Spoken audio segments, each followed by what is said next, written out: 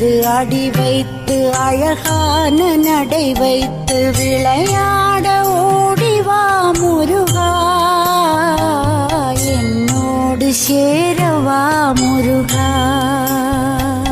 உன்னோடு சாய்ந்தாட உடலிங்கு தள்ளாட உயிர் மெல்ல ஏங்குதே குமரா, உன்னை காணும் ஆசைத்தான் குறைவா.